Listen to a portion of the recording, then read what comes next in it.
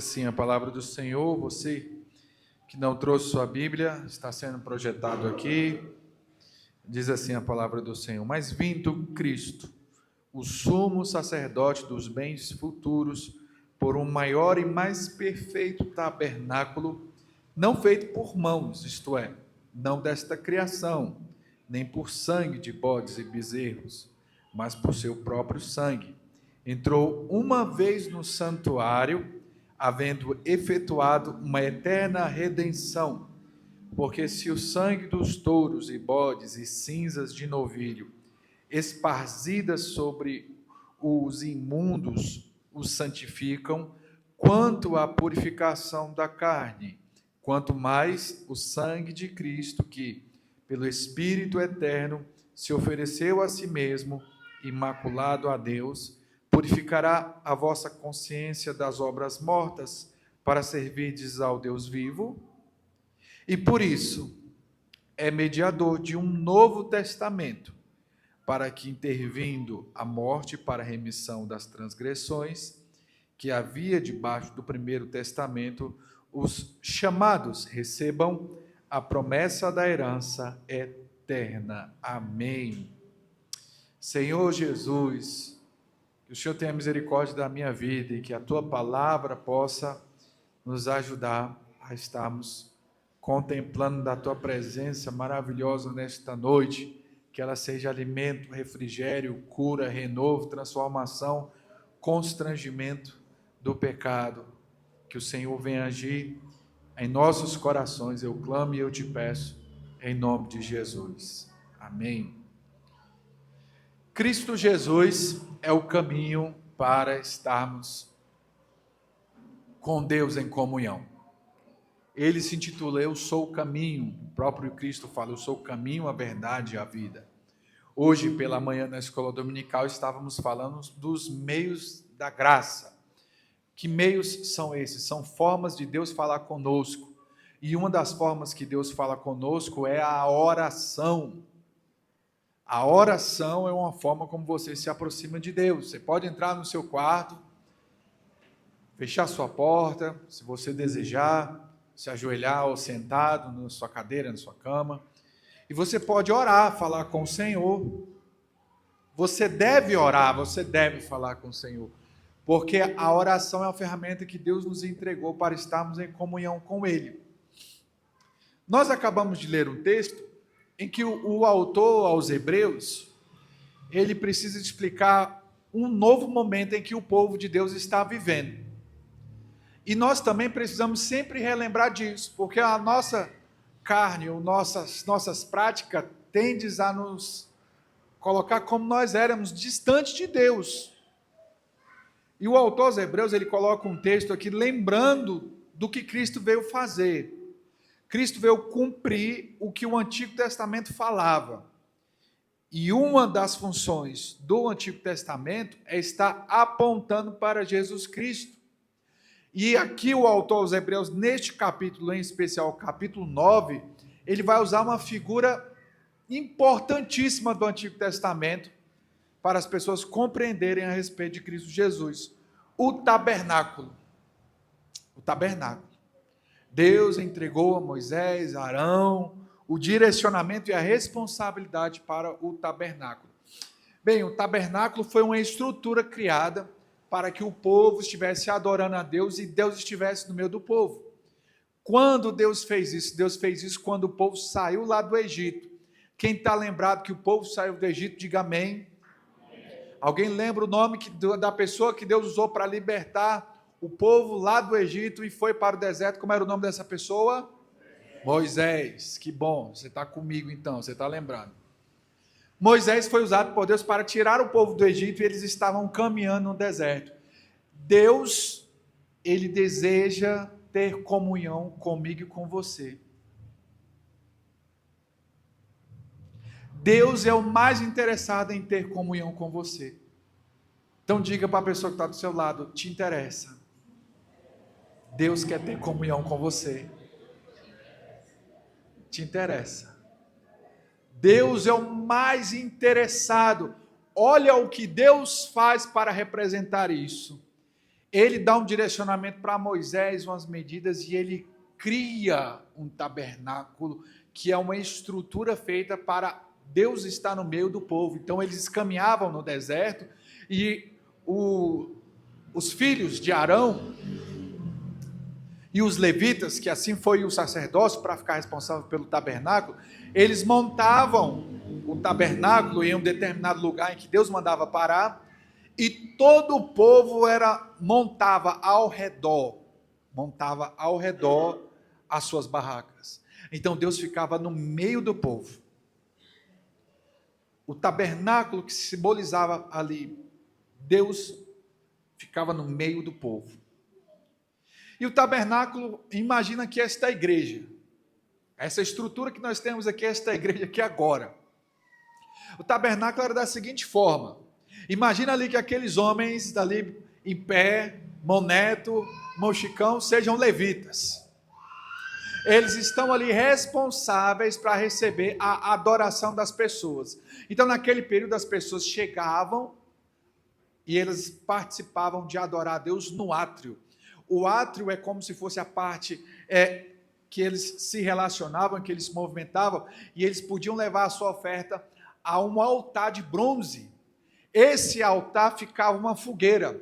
Eles levavam bois, animais, e eles colocavam a mão sobre o animal, e o sacerdote matava o animal e aspergia sangue sobre esse altar e sacrificava. Esse animal era queimado.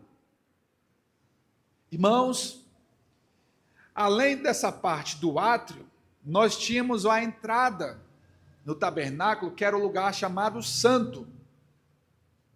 E nesse lugar tinham algumas coisas importantíssimas. Esse lugar santo tinha uma mesa que se chama Mesa da Proposição, onde os pães eram colocados.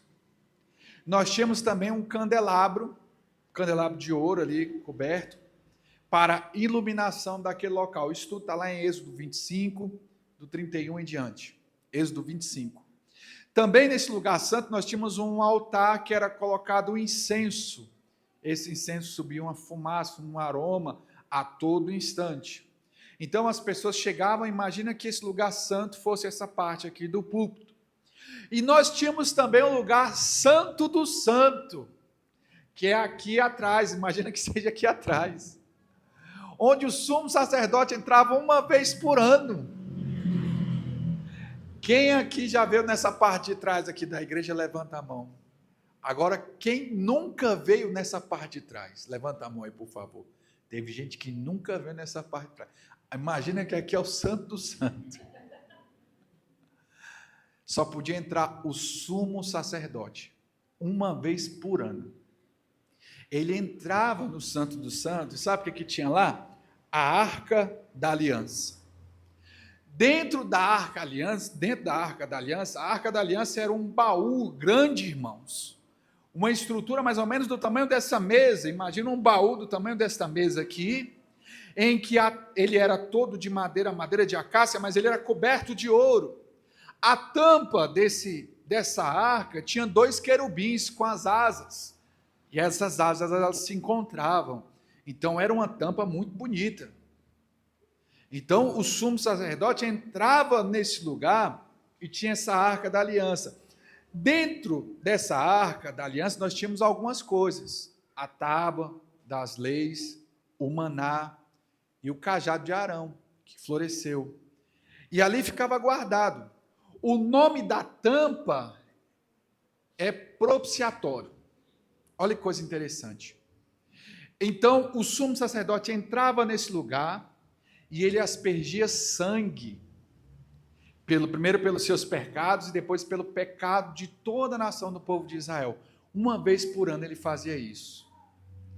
E olha que coisa interessante, a tampa de toda a Arca da Aliança, ela tinha um símbolo importantíssimo. Era o propiciatório, o nome daquela tampa.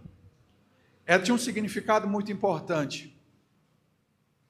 As pessoas, o sumo sacerdote não via a palavra que estava dentro, mas a palavra estava lá. O sangue era aspergido sobre ela, mas a palavra, o direcionamento de Deus estava dentro daquele lugar. Nós aprendemos uma coisa importantíssima, irmão. Nós vemos o direcionamento de Deus dentro daquela arca, nós temos o direcionamento de Deus colocado ali, guardado, como algo importantíssimo. E esse sangue que ela era colocado representava aquilo que Jesus faria de forma completa e total sobre nossas vidas. Tudo isso tem um significado. O tabernáculo significa a presença de Deus. O tabernáculo estava no meio do povo, porque simbolizava a presença de Deus. Os sacrifícios estavam ali e eram feitos para simbolizar aquilo que Jesus Cristo faria.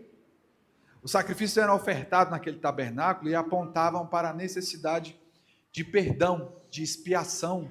Isso está lá em Levítico capítulo 4. Então tudo isso era feito para apontar, para demonstrar aquilo que Jesus faria de forma completa e total, e o que ele fez. Jesus, ele cumpriu. Por isso que hoje nós não precisamos mais estar fazendo as coisas que eram feitas no Antigo Testamento. Você não precisa guardar o sábado. Você não precisa se abster de alguns alimentos que eles se abstiveram no passado.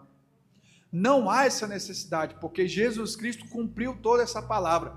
Nós temos um trecho lá em Atos, que é bem interessante, onde Pedro recebe os irmãos que não eram judeus, e os irmãos que não eram judeus não tinham problema nenhum em comer carne de porco.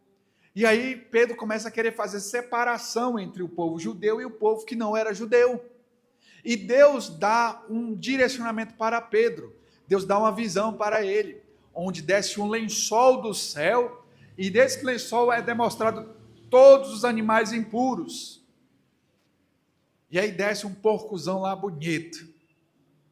E Deus fala para Pedro, mata e come. Pedro fala, jamais, Senhor, é um animal impuro.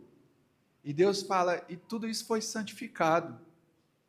Não há nada de impuro somente por essa questão. Havia um propósito, havia um direcionamento no passado, e Pedro recebe esta revelação e esse direcionamento. Aí ele entende, então, a importância de que tudo foi cumprido em Cristo Jesus. Não é mais necessário, não há essa necessidade de guardar o sábado, por exemplo. Por quê? Porque todos os dias são santificados. Ah, não, mas vocês guardam o domingo porque vocês estão acompanhando a grande Babilônia, a grande meretriz, a igreja que guarda o domingo. Irmãos, todos os dias são santificados para o Senhor. Não há essa necessidade. Nós tivemos uma convenção, nós tivemos uma espécie de combinado da nossa cultura em que há um trabalho durante toda a semana e a folga, no geral, na maioria das profissões, acontece no domingo. E o domingo nós estamos declarando e dedicando ao Senhor, é o nosso dia ao Senhor. O resto da semana você não tem como dedicar tanto tempo, porque tem muitas atividades, mas o domingo geralmente não tem escola, não tem essas atividades. Você está de folga do seu trabalho, você pode dedicar ao Senhor e estar adorando. Hoje pela manhã estivemos aqui tratando e louvando a Deus de temas importantes. Estamos aqui agora no final do dia louvando ao Senhor, encerrando com essa festa maravilhosa que é a ceia do Senhor. Não significa que os outros dias não são importantes e são santificados no Senhor. Biblicamente, depois eu vou mostrar para os irmãos aonde tem referência disso, essa situação de Pedro lá em Atos. Nós podemos observar esse direcionamento em vários trechos da Bíblia, da palavra do Senhor. Jesus é o cumprimento de toda esta palavra do Antigo Testamento. Todo o tabernáculo, tudo aquilo que eles prepararam para quê? Para a chegada de Jesus. Olha a complicação que era para você ter comunhão com Deus. Você chegava no tabernáculo, e aí tinha um levita, você era recebido pelo levita, E aí o levita preparava todo o animal, tinha que olhar o animal, se o animal estava perfeito, se ele não era doente, se ele não tinha nenhuma falha. Após essa análise toda, era feita ali o sacrifício com o sacerdote. Você colocava a mão sobre o animal, aspergia sangue em você, era perdoado o seu pecado, mas aquele pecado, ele não aquela expiação, aquele momento, ele não servia para o futuro. Não servia para dias depois, você tinha que constantemente estar fazendo isso para perdão de pecado. Era constante a forma como as pessoas tinham que fazer isso, porque tinha que haver perdão. Era muito complicado, mas isso foi feito para apontar para um propósito: Jesus Cristo. E ele veio. O Novo Testamento ele vai mostrar que o tabernáculo, ele é visto como uma sombra daquilo que estava por vir, Jesus Cristo, o homem perfeito, Deus poderoso, servo, o leão da tribo de Judá, o sumo sacerdote. Ele veio para entregar a sua vida. Ele entrou no Santo dos Santos. Quando se fala que na morte de Cristo Jesus o véu foi rasgado, irmãos, lá do templo, o véu foi rasgado completamente, foi separado, não era mais necessário essa separação entre o homem e Deus. Quando Cristo diz está consumado, o véu lá no templo é rasgado. Aquilo que impedia, não impede mais, foi consumado. Aquilo que era somente o apontamento, aquilo que era somente a sombra, aquilo que era somente uma previsão, aconteceu, se concretizou com a morte de Jesus Cristo. Ele é o sumo sacerdote. Ele entrou no Santo do Santo. Nós vemos isso através do tabernáculo, das funções sacerdotais. E quando nós olhamos para Hebreus capítulo 9, o autor dos Hebreus ele está falando exatamente sobre isso. Você precisa voltar para o passado. Você não precisa estar olhando para trás.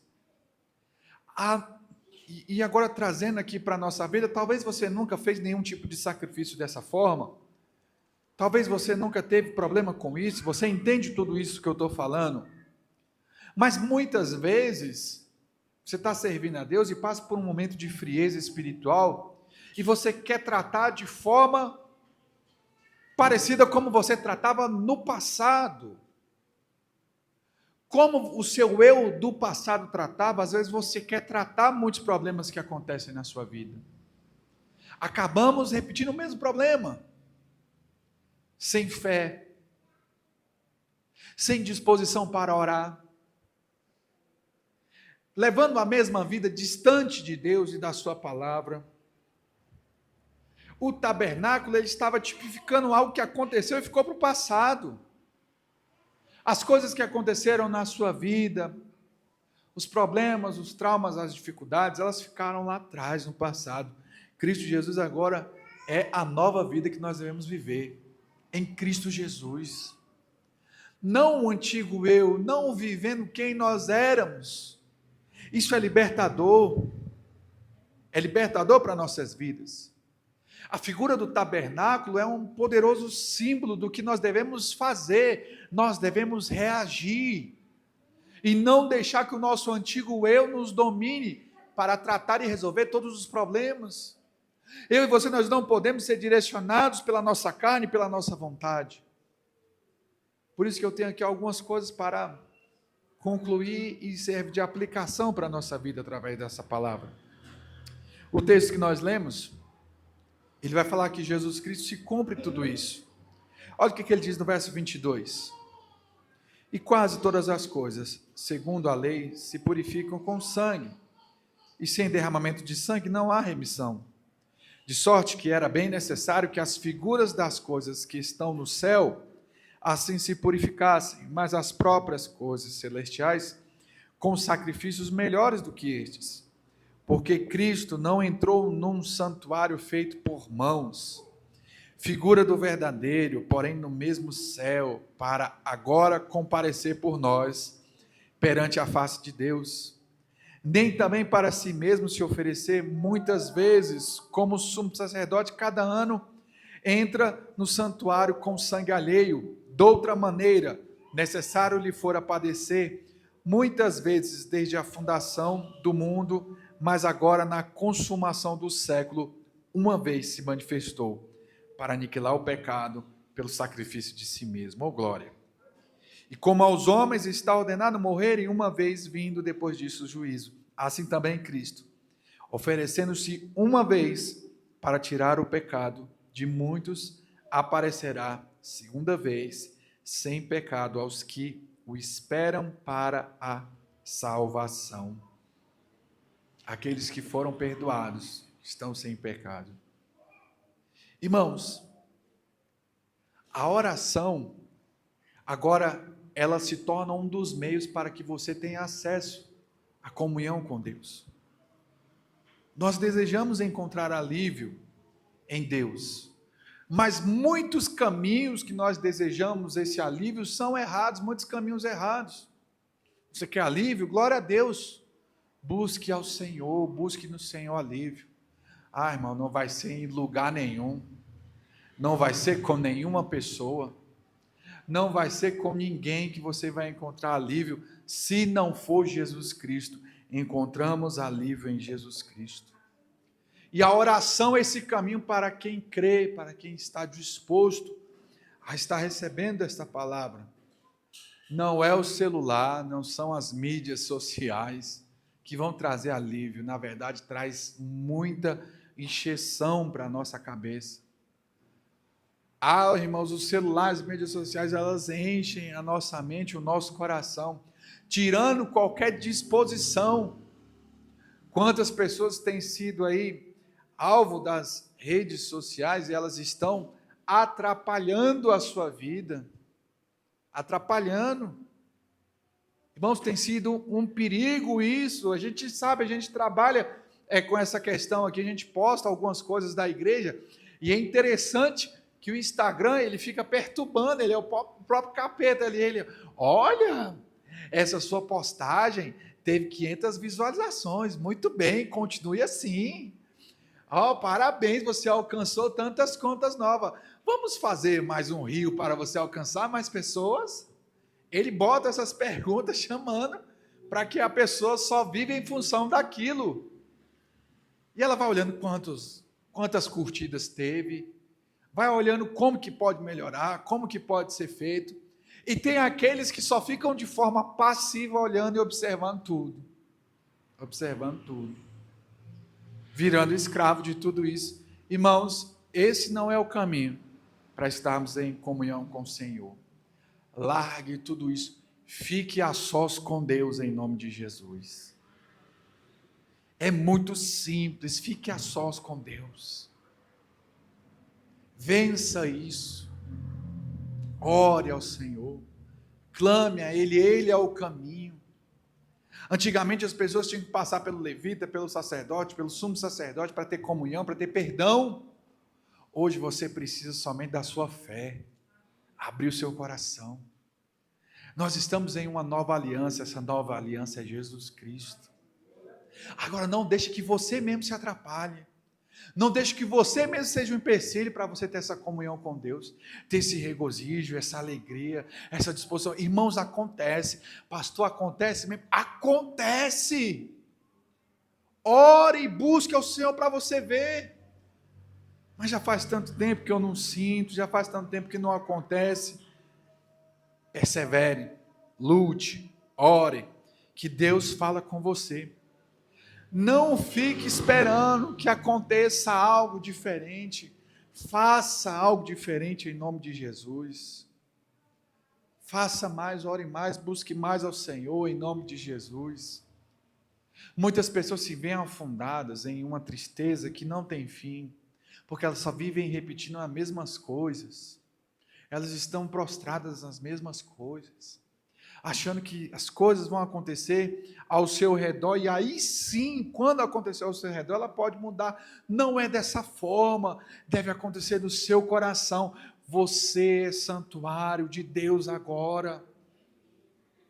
Ele não habita somente aqui quando nós estamos juntos, aqui reunidos, não.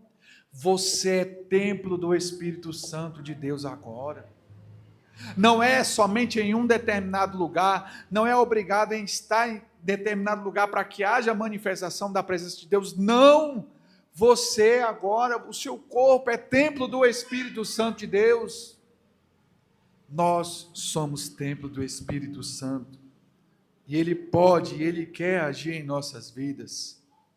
Hoje, você não precisa trazer nenhum animal para o sacrifício. Você não precisa disso.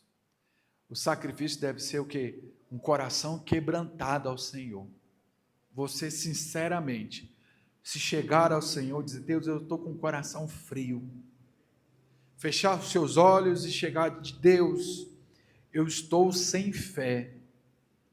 Um coração quebrantado é chegar diante do Senhor: Deus, eu não sinto a tua presença. E não é certo. Me perdoe. Irmãos, um coração sincero se chega e se rasga diante de Deus. E a partir daí, Deus vai agir. Porque Ele não vai resistir a um coração quebrantado e contrito, irmãos. Sua palavra, a nossa oferta, a nossa adoração, a nossa oração, ela traz alívio para o nosso coração e para a nossa alma. Você não precisa de uma estrutura, não, nós precisamos da fé, nós precisamos da oração, nós precisamos dos meios que Ele já nos disponibilizou, e glória a Deus por isso. Ele nos entregou e nós podemos orar, nós podemos buscar o Senhor. Orar é clamar, é buscar, é estar na presença de Deus. No Antigo Testamento, somente o sumo sacerdote podia estar na presença de Deus ali, que era onde tinha a Arca da Aliança. Olha que privilégio. Hoje a presença do Senhor está aqui no nosso meio. É privilégio. Algumas pessoas banalizaram isso, mas que não seja você. Algumas pessoas já não ligam tanto para isso, tratam como normal, mas que não seja você, em nome de Jesus. Que você se chegue a Deus, diante do Senhor, com o coração cheio de temor, com o coração contrito, mas com a alegria e o privilégio de dizer que você foi salvo, lavado e redimido pelo sangue de Jesus Cristo. Nós podemos nos chegar ao Senhor. Você pode, você deve se chegar ao Senhor. Porque agora há um caminho, e esse caminho é Jesus Cristo. A palavra do Senhor vai nos dizer muito claro lá em João, no capítulo 8. Olha o que diz a palavra do Senhor.